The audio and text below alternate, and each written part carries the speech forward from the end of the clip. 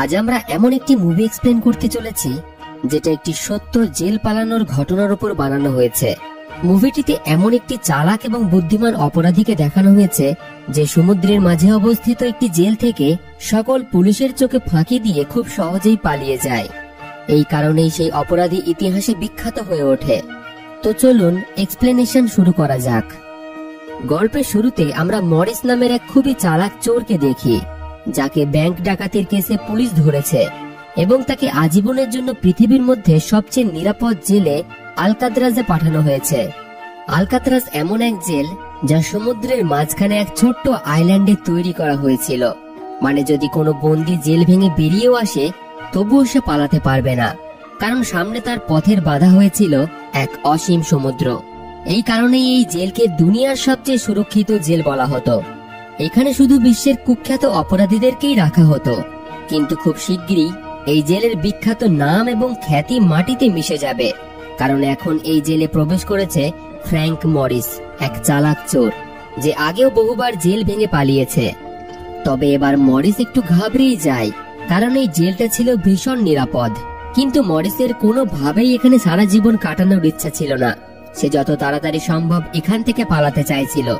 জেলে ঢোকার সাথে সাথেই মরিস পালানোর পরিকল্পনা করতে শুরু করে।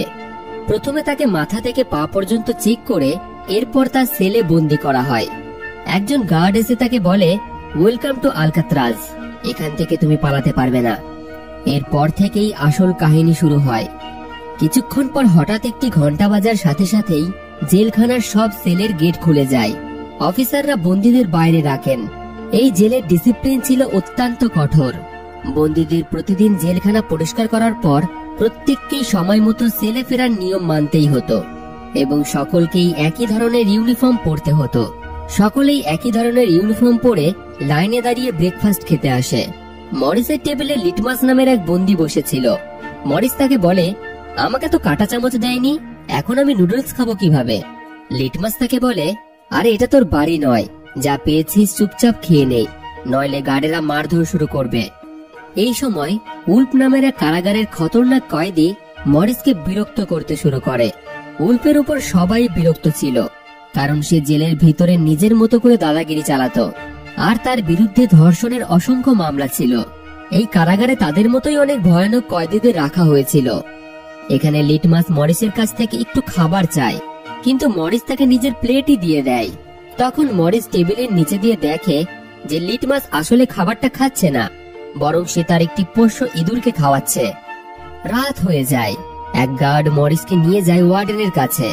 ওয়ার্ডেন তাকে বলে, আমি জানি তুমি খুবই বুদ্ধিমান আর চালাক, কিন্তু তোমার চালাকি এখানে কাজ করবে না। তোমার মতো আরো অনেক চালাক অপরাধী এখানে এসেছে, কিন্তু কেউই এখান থেকে পালাতে পারেনি। এখানে বন্দীদের জন্য কঠোর নিয়ম আছে।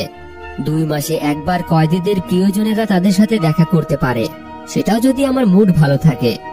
এই জেলের ওয়ার্ডেন খুবই কঠোর একজন মানুষ ছিলেন, যিনি সামান্য ভুলেও কঠিন শাস্তি দিতেন।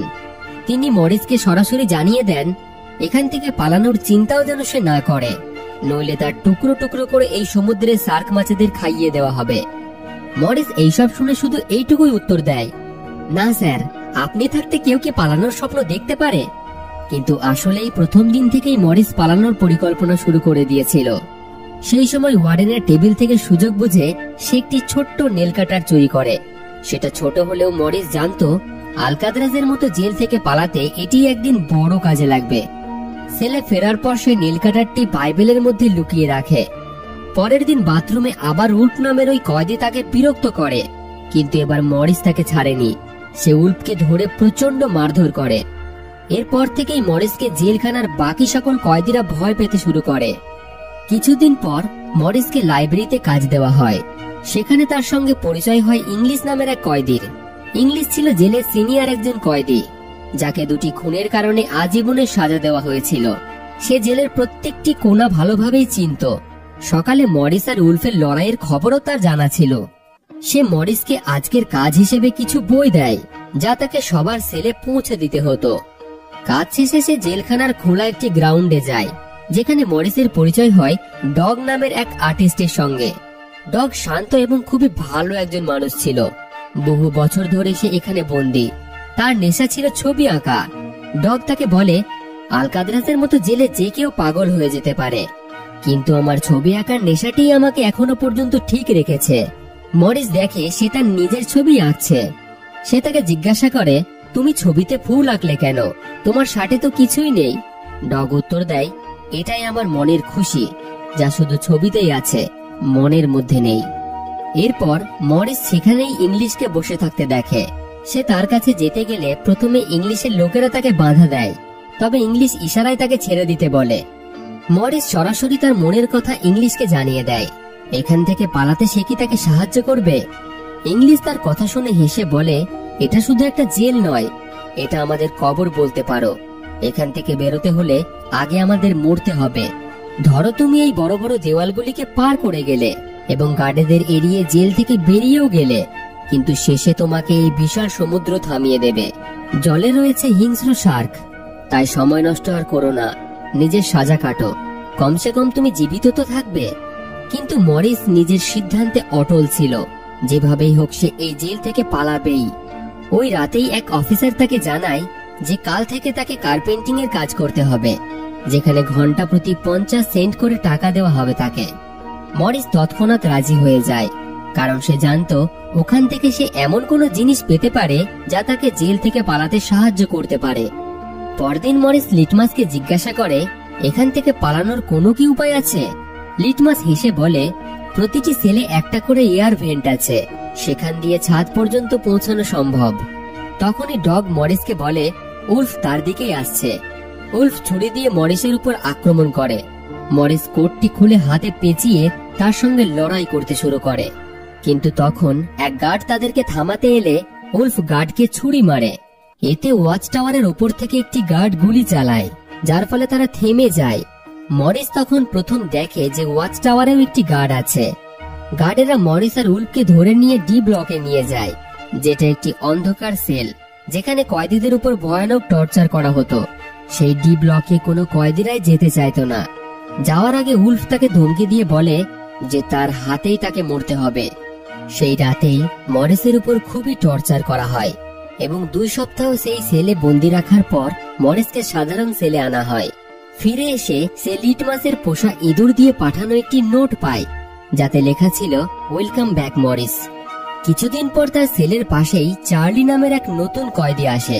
দুইজনের মধ্যে ভালো বন্ধুত্ব হয়ে যায়। মরিস তার সাথে তার বাকি বন্ধুদের পরিচয় করিয়ে দেয়। এদিকে একদিন ওয়ার্ডেন হঠাৎ প্রতিটি সেল পরীক্ষা শুরু করে দেয়। তিনি ডগের সেলে গিয়ে তার আঁকা ছবিগুলিকে দেখে, যেগুলির মধ্যে তার নিজের ছবিও ছিল। ওয়ার্ডেন সেটি দেখে খুবই খুশি হলেও পরের দিন সব ছবি তার সেল থেকে ফেলে দেওয়ার আদেশ দেয় এবং এই পদক্ষেপে ডগ ভিতর ভিতর অনেকটাই ভেঙে পড়ে, কারণ এটাই তার একমাত্র বেঁচে থাকার কারণ ছিল। মরিস তাকে বোঝানোর চেষ্টা করে সেগুলো শুধুমাত্র তার পেইন্টিং এ ছিল, সে আরো পেইন্টিং বানাতে পারবে, এতে মন খারাপ করার কিছুই নেই। কিন্তু ডগের মন পুরোপুরি ভেঙে গেছিল। পরের দিন কার্পেন্টিং এর কাজে যাওয়ার আগে মরিস একটি গার্ডকে ডগের উপর নজর রাখতে বলে, যাতে সে নিজের কোনো ক্ষতি না করে দেয়। তবে গার্ড তার নিজের কাজ করতে বলে এবং এই কথায় খুব একটা গুরুত্ব দেয় না, যার ফলে কাজের সময় ডগ মরিসের পকেটে কিছু গোপন জিনিস ঢুকিয়ে দিয়ে তারপর হঠাৎই এক কুড়াল দিয়ে নিজের 3টি আঙুল কেটে ফেলে এবং চিৎকার করে বলে, যে আঙুলে আমি ছবি আঁকতে পারবো না সেগুলোর কোনো দরকারই নেই। গার্ডেরা তাকে সেখান থেকে নিয়ে যায়।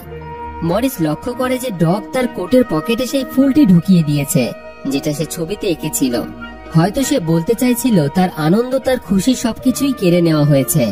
মরিস খুবই রেগে আঙুলগুলিকে একটি বাক্সের মধ্যে ঢুকিয়ে গার্ডকে দিয়ে বলে, এটা ওয়ার্ডেনকে দিয়ে দাও, সে ডগের অবস্থা দেখে হয়তো খুশি হবে। পরদিন মরিস তার সেলে বসেছিল। সে দেখে একটি তেলাপোকা এয়ার ভেন্টে ঢুকছে। সে আইডিয়া করতে পারে হয়তো এখান থেকে বেরোনোর এটা একটি রাস্তা হতে পারে। তখন ইংলিশ এসে তাকে জানায় ডগ মারা গেছে।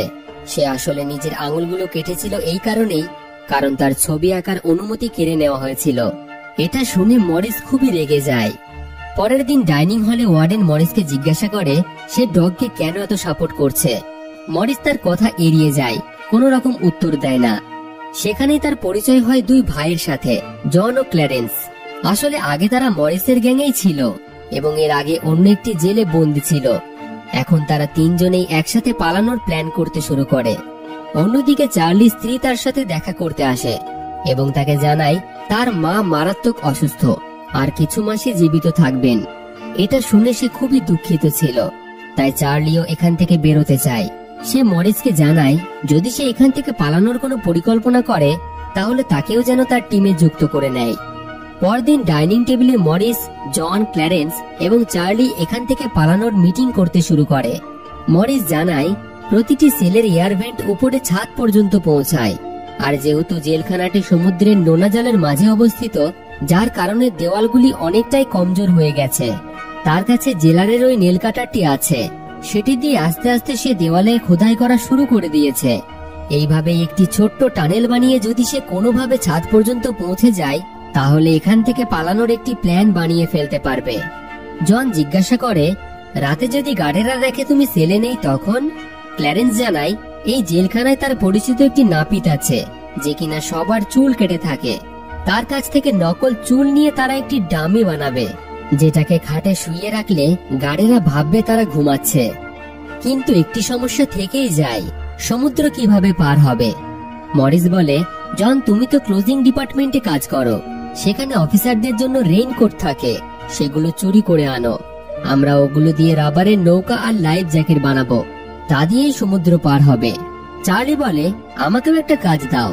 মরিস তাকে বলে, যখন আমি ভেন্টিলেশনের দেওয়াল ভাঙার কাজ শুরু করব তখন তুমি পাহারা দেবে, যাতে কেউ দেখে না ফেলে। মরিসের পরিকল্পনা সবার বেশ ভালোই লাগে। সেই রাত থেকেই তারা কাজ শুরু করে দেয়। কিন্তু নীলকাটারটি ছোট হওয়ার কারণে মরিসকে খুবই কষ্ট করতে হয় গর্ত খুঁড়তে, হাতেও আঘাত লাগে তার। তবে ধীরে ধীরে গর্ত বড় হতে থাকে। পরের দিন খাবারের টেবিলে সে তার বন্ধুদের বলে যে তার গর্ত করার জন্য বড় কিছুর প্রয়োজন। নীল কাটার দিয়ে দেওয়াল খোঁড়াটা খুবই কঠিন হয়ে যাচ্ছে। তখন মরিস তার হাতে থাকা চামচটার দিকে তাকিয়ে একটি আইডিয়া পায়। সে ইচ্ছা করে চামচটা তার জুতোয় ঘষে ময়লা করে ফেলে। তারপর মরিস গার্ডারদের ডেকে বলে, এই চামচটা ময়লা হয়ে গেছে, আমাকে অন্য একটা চামচ দাও। অন্যরাও তখন গার্ডারদের কাছে তাদের চামচ বদলাতে চায়। গার্ডের এতে কোনো সন্দেহ হয় না এবং সে সঙ্গে সঙ্গেই চামচ বদলাতে অনুমতি দিয়ে দেয়। এরপর মরিস সরাসরি টেবিলের দিকে এগোয়, যেখানে আরেকজন সিকিউরিটি গার্ড বসেছিল। জন সেখানে উপস্থিত গার্ডকে কথায় ব্যস্ত রাখে। এই সুযোগে মরিস দুটি চামচ তুলে নেয় এবং একটি লুকিয়ে তার পকেটে রেখে দেয়। এরপর সে সরাসরি তার সেলে ফিরে আসে। রাতে ইংলিশ যখন তাকে বই দিতে আসে তখন মরিস তাকে জিজ্ঞাসা করে, এখানে কি ওয়েল্ডিং করার কোনো সরঞ্জাম পাওয়া যাবে? ইংলিশ বুঝে যায় যে মরিসের মাথায় এখনো জেল থেকে পালানোর ভূত চেপে আছে। সে বলে, আমি তোমাকে আগেও বলেছি তোমার চেষ্টা বৃথা যাবে, তুমি ধরা পড়বে, এমনকি হয়তো তোমার জীবনও শেষ হয়ে যেতে পারে। এত বছরেও আমার কখনো পালানোর চিন্তা আসেনি, কারণ আমি জানি এটা অসম্ভব। কিন্তু তুমি খুবই জেদি, তাই এতে আমার কিছু করার নেই। চেষ্টা করো, হয়তো মৃত্যু পর্যন্ত পৌঁছে যাবে। তবে মরিস তার কথায় কান দেয় না। পরের দিন মরিস লিটমাসের কাছে দেশলাই চায় এবং বলে, তুমি যদি আমাকে সাহায্য করো তবে আমি প্রতিদিন আমার খাবারের অংশটা তোমার ইঁদুরকে দেব। লিটমাস এতে খুশি হয়ে রাজি হয়ে যায়, কারণ সে তার পোষ্য ইঁদুরটিকে খুবই ভালোবাসত। সেই রাতেই লিটমাস মরিসকে দেশলাই দিয়ে দেয়। এরপর মরিস নেল কাটারের একটি হ্যান্ডেল খুলে ফেলে, যাতে এটি ছোট্ট একটি ধারালো অস্ত্র বানাতে পারে। এরপর সে চামচ ভেঙে নেল কাটারের হ্যান্ডেলের সঙ্গে যুক্ত করে দেশলাই জ্বালিয়ে সেই দুটিকে ওয়েল্ডিং করে একটি ধারালো অস্ত্র বানিয়ে ফেলে। ব্যাস, এরপর থেকেই সে ভেন্টের চারিপাশে ভালোভাবে খোদাই শুরু করে। চার্লি পাহারা দেয়। যদি কোনো গার্ড এই দিকেই আসে সে সঙ্গে সঙ্গে সিটি বাজিয়ে মরিসকে ইশারায় জানিয়ে দেয় এবং এইভাবেই একে অপরের পাহারা দিতে দিতে তারা প্রত্যেকেই তাদের ভেন্ট খোদাই করতে শুরু করে। কিন্তু পাহারায় থাকতে থাকতে একসময় চার্লিও ঘুমিয়ে পড়ে। ঠিক তখনই এক গার্ড সেখানে আসে, কিন্তু সৌভাগ্যবশত সময় মতো ইংলিশ সেই গার্ডের মনোযোগ সরিয়ে নেয়। ইংলিশের কথোপকথন শুনে চার্লির ঘুম ভাঙে, কিন্তু গার্ড থাকতে সে ভয়ে সিটি বাজাতে পারে না। তখন সে একটি জিনিস ফেলে দেয়, আর মরিস সেটার ইঙ্গিত হিসেবেই বুঝে ফেলে এবং ভেন্টটিকে ঢেকে বিছানায় শুয়ে পড়ে। গার্ড তাকে জিজ্ঞাসা করে, এখানে যেন কিছু পোড়ার গন্ধ আসছে না? মরিস উত্তর দেয়, স্যার আপনার সামনে কেউ কি ধূমপান করবে? এমন সাহস কার আছে বলেন? আমি তো কোনো গন্ধই পাচ্ছি না। গার্ড তার কথা শুনে খুশি হয়ে ভাবে, যাক, অন্তত একজন তো তাকে ভয় পায়। গার্ড চলে যেতেই মরিস ভেন্টের চারিপাশে দেওয়ালটিকে খুঁড়ে ফেলে, কিন্তু সে দেখে যে ভেন্টের গ্রিলে স্ক্রু লাগানো আছে, যেটা কাটতে হলে ধারালো কিছু লাগবে, আর সেটা একমাত্র তাদের কার্পেন্টিং এর কাজের ওই ঘরেই পাওয়া যাবে। প্রতিদিন কাজে যাওয়ার সময় মরিস চালাকি করে ভেন্টের দেওয়ালে সিমেন্ট আস্তে আস্তে বাইরে ফেলে দিত, যাতে গার্ডেদের তাদের উপর সন্দেহ না হয়। পরের দিন কাজ করতে গিয়ে সে একটি মেটালের টুকরো তুলে নেয়, যেটা ছুরির মতো ধারালো ছিল। কিন্তু চার্লি তাকে বলে মেটাল ডিটেক্টর পার হয়ে এটাকে সে বাইরে কিভাবে নিয়ে যাবে। মরিস বেশ কনফিডেন্টের সঙ্গে তাকে বলে ওটা আমি সামলে নেব। কিন্তু বাইরে বেরোনোর সময় গেটে মেটাল ডিটেক্টর বেজে ওঠে। আসলে সে মেটালের টুকরোটা হাতে নিয়ে এসেছিল। গার্ড জিজ্ঞাসা করে এটা কেন নিয়ে যাচ্ছ? মরিস বলে স্যার, আমি ভেবেছিলাম এটা কাপড় ঝোলানোর কাজে লাগবে। গার্ড রেগে বলে বেশি চালাকি করার দরকার নেই, এটা আমাকে দাও। সে মরিসকে সম্পূর্ণ চেক করে বাইরে যেতে দেয়। কিন্তু মরিস আসলেই হিরো ছিল। সে দুটি ধাতবের টুকরো চুরি করেছিল, একটি হাতে এনেছিল আর একটা জুতোর ভিতরে লুকিয়ে রেখেছিল। সেই ধারালো ধাতব টুকরো দিয়ে সে গ্রিল কেটে ফেলে। এখন তাদের দরকার ছিল গার্ডেদের বোকা বানানোর জন্য একটি নকল ডামি বানানোর জন্য তাদের কালারের প্রয়োজন ছিল। তাই চার্লি গার্ডেদের কাছে কিছু রং চেয়ে নেয়। সে বলে তার নাকি ছবি আঁকতে বেশ ভালোই লাগে।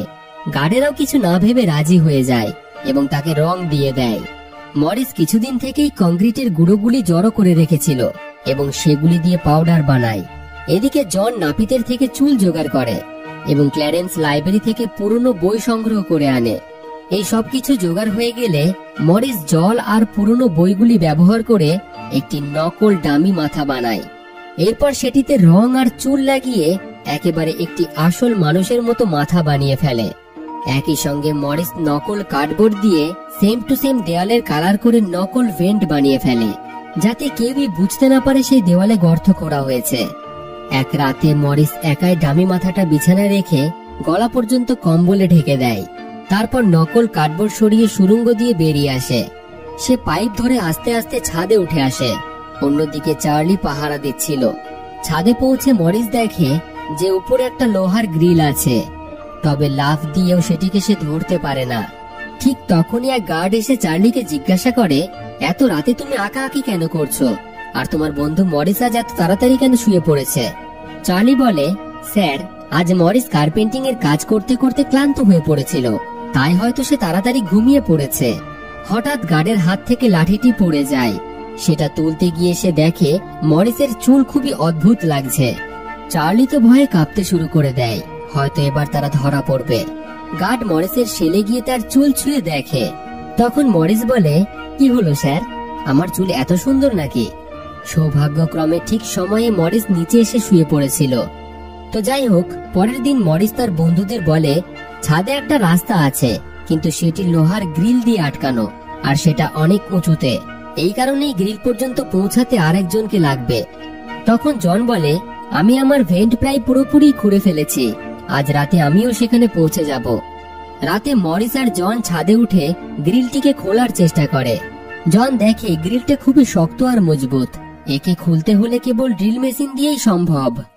পরের দিন মিউজিক ক্লাসে সবাই ব্যস্ত থাকলে মরিসের চোখ পড়ে একটা ছোট্ট ফ্যানের দিকে। ওটা দেখে তার মনে হয় এটাকে কাজে লাগিয়েই তারা ড্রিল বানাতে পারবে। সে ইশারায় চার্লিকে বলে যেভাবেই হোক ফ্যানটিকে লুকিয়ে এখান থেকে নিয়ে যেতে হবে। চার্লি গার্ডেদের চোখের আড়ালে তার ইনস্ট্রুমেন্টের বক্সে ফ্যানটিকে লুকিয়ে ফেলে। গার্ডেরা বক্সটিকে খুব ভালোভাবে চেক করে না, চার্লিকে যেতে দেয়। ফ্যানটা মরিসের হাতে আসতেই সে কাজ শুরু করে দেয়। অনেক কয়েক ঘন্টা কাজের পর মরিস ফ্যান থেকে ড্রিল মেশিন বানিয়ে ফেলে। সেই রাতেই মরিস আর চার্লি ছাদে উঠে লোহার রড কাটতে শুরু করে দেয়। ড্রিলের শব্দ খুব জোরে হচ্ছিল। শব্দ শুনে একটি গার্ড উপরের দিকে উঠতে শুরু করে, কিন্তু ততক্ষণে মরিস একটি রড কেটে ফেলে এবং ড্রিল বন্ধ করে দেয়। শব্দ থেমে গেলে ওই গার্ড আর গুরুত্ব না দিয়েই নিচে নেমে আসে। এখন তাদের পালানোর সব রাস্তা তৈরি হয়ে গেছে। এরপর তারা ঠিক করে মঙ্গলবার রাতে তারা এই পৃথিবীর সবথেকে সুরক্ষিত জেল আলকাতরাজ থেকে পালাবে, যে জেলখানা থেকে আগে কেউ কোনোদিন পালাতে পারেনি। পরের দিন আবার তাদের মিটিং হয় সিনেমা হলে। যখন সবাই সিনেমা দেখছিল, সিনেমার শব্দের আড়ালে মরিস জন আর ক্ল্যারেন্সকে জিজ্ঞাসা করে তোমাদের ভেন্ট কি তৈরি হয়ে গেছে? তারা বলে হ্যাঁ। আর সেই রেনকোটগুলোর কি হলো, যেগুলো দিয়ে আমরা টিউব বোট আর লাইফ জ্যাকেট বানাবো? তারা বলে সবই তৈরি আছে, আমাদের প্রত্যেকের ডামি মাথাগুলিও একেবারে তৈরি, এখন শুধু পালানো বাকি। পরের দিন সকালে ব্রেকফাস্টে মরিস ডগের দেওয়া সেই ফুলটিকে টেবিলে রাখে। ওয়ার্ডেন সেটা দেখে রেগে গিয়ে ফুলটা মুড়িয়ে ফেলে দেয়। এটা দেখে লিটমাস খুবই রেগে যায়, কারণ ফুলটা ছিল তাদের বন্ধুর ডগের সব থেকে প্রিয়, আর ডগ মারা গিয়েছিল। লিটমাস রাগে ওয়ার্ডেনকে আক্রমণ করতে যায়। এমনিতে সেই ডগকে মানসিক অত্যাচার করে মেরে ফেলেছে, তার উপর তার প্রিয় ফুলটিকেও এভাবে মুড়িয়ে ফেলে দিচ্ছে। কিন্তু ওয়ার্ডেনের উপর আক্রমণ করতে গিয়েই তার হঠাৎ হার্ট অ্যাটাক হয়ে যায়। মরিসের ওয়ার্ডেনের উপর খুবই রাগ হয়, তবে সে কিছুই বলতে পারে না, যার ফলে তারা চারজনেই সেই রাতেই পালানোর সিদ্ধান্ত নেয়। মরিস মাঝরাতের অপেক্ষায় থাকে, তখন পাহারা কিছুটা কম থাকে। রাতে ইংলিশ যখন বই দেওয়ার জন্য তার সেলে আসে, মরিস তার সাথে হাত মিলিয়ে বলে, এটাই আমাদের শেষ দেখা। ইংলিশ বুঝতে পারে এখান থেকে পালানোর সে খুব ভালো একটা পরিকল্পনা হয়তো বানিয়ে ফেলেছে। হঠাৎই সেই রাতেই ওয়ার্ডেন তার সেল চেক করতে আসে। হয়তো ওয়ার্ডেন জেনে গেছে তারা এখান থেকে পালানোর প্ল্যান করছে। সে ভয় পেয়ে যায়। ওয়ার্ডেন প্রতিটি কোণ খুঁজে দেখে, কিন্তু মরিস কোনো সাধারণ কয়েদি ছিল না। সে এত নিখুঁত পরিকল্পনা করেছিল যে ওয়ার্ডেন কিছুই বুঝতে পারেনি। কার্ডবোর্ড দিয়ে সে এত সুন্দরভাবে ভেন্ট ঢেকে রেখেছিল যে কিছুই ধরতে পারে না ওয়ার্ডেন। অবশেষে সেখান থেকে বেরিয়ে গেলে গার্ড ওয়ার্ডেনকে জানায় সে রাতে শুনেছে মরিস এবং চার্লি সারা রাত কথা বলে, হয়তো কোনো পরিকল্পনা করছে তারা।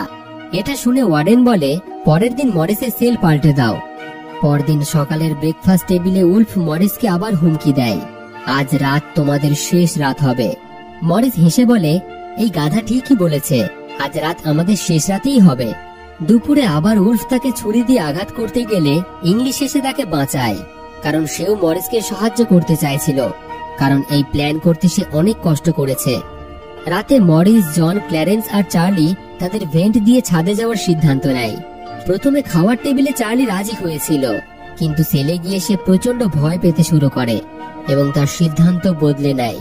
ফলে তিনজন একসঙ্গে ছাদে পৌঁছে অনেকক্ষণ চার্লির জন্য অপেক্ষা করার পরেও চার্লি সেখানে আসে না। তারা বুঝে যায় যে চার্লি আসবে না, তাই তাকে ছেড়ে তারা এগোয়। এদিকে চার্লি একা বসে আফসোস করে যে এই সুন্দর সুযোগ সে হাতছাড়া করেছে। অবশেষে সে সাহস করে ভেন্ট দিয়ে ছাদে উঠে আসে, কিন্তু তখন অনেক দেরি হয়ে গেছে। একা সে গ্রিল পর্যন্ত পৌঁছাতে পারবে না। অন্যদিকে তিনজন পাইপ ধরে নেমে যায় এবং গার্ডদের চোখে ফাঁকি দিয়ে শেষ দেওয়াল পার হয়। এরপর তারা দৌড়ে সমুদ্রের কিনারায় পৌঁছায়। তারা রেনকোট দিয়ে বানানো টিউববোটটিকে ফোলাতে শুরু করে। মুখ দিয়ে ফোলাতে অনেক সময় লাগে, কিন্তু তাদের কাছে আর কোনো উপায় নেই। অবশেষে তারা টিউববোট জলে নামায়। পৃথিবীর সব থেকে সুরক্ষিত জেল থেকে তারা পালিয়ে যায়। পরদিন সকালে গার্ডেরা সেল চেক করতে আসলে চার্লিকে তারা সেলে ভূতের মতো দাঁড়িয়ে থাকতে দেখে। মনে মনে সে নিজেকেই দোষ দিচ্ছিল, কাল রাতে যদি একটু সাহস করে এখান থেকে পালাতো, আজ সে এক স্বাধীন জীবন যাপন করত। গার্ড মরিসকে ডাকতে গিয়ে দেখে সেলের নকল মাথা সাজানো রয়েছে। সে একেবারে হতভম্ব হয়ে যায়। 3টি সেল থেকে 3টি কয়েদি পালিয়ে গেছে। পুরো জেলে তাদের পালানোর খবর ছড়াতেই হুড়োহুড়ি লেগে যায়। ওয়ার্ডেনের কাছেও খবর পৌঁছায়। ওয়ার্ডেন চারিদিকে দ্রুত তল্লাশি চালায়। সমুদ্রে সার্চ অপারেশন হয়, কিন্তু তাদের লাশও পাওয়া যায় না। ওয়ার্ডেন অবশেষে বুঝতে পারে যে তারা হয়তো বেঁচে গেছে, কিন্তু চাকরি এবং সম্মান বাঁচাতে সে রিপোর্টে লিখতে বলে যে তারা জলে ডুবে মারা গেছে। কিন্তু ওয়ার্ডেন জানতো যে কেউই সেটা বিশ্বাস করবে না। উচ্চপদস্থ অফিসাররা ওয়ার্ডেনের উপর প্রচন্ড রেগে যায়। যখন তারা পালিয়ে গেছিল তখন কি তুমি ঘুমাচ্ছিলে? এই জেল পালানোর পর থেকেই মরিস পুরো পৃথিবীতে এক বিখ্যাত জিনিয়াস চোর হিসেবে খ্যাতি পায়। এর 1 বছর পরেই আলকাদ্রাস জেল বন্ধ করে দেওয়া হয়, কারণ আর কেউই গ্যারান্টি দিতে পারছিল না যে এখান থেকে কেউ পালাতে পারবে না। এবং এখানেই এই সত্য ঘটনার উপর বানানো মুভিটি শেষ হয়ে যায়। তো বন্ধুরা, আজকের এই কাহিনী এবং মরিসের জেল পালানোর গল্পটি আপনাদের কেমন লাগলো অবশ্যই কমেন্টে আপনাদের মতামত জানাবেন। ভিডিওটি ভালো লাগলে একটি লাইক এবং বন্ধুদের সাথে শেয়ার করে দেবেন। আর এই রকম মুভি এক্সপ্লেন দেখার জন্য আমাদের চ্যানেলের সাথে জুড়ে থাকুন।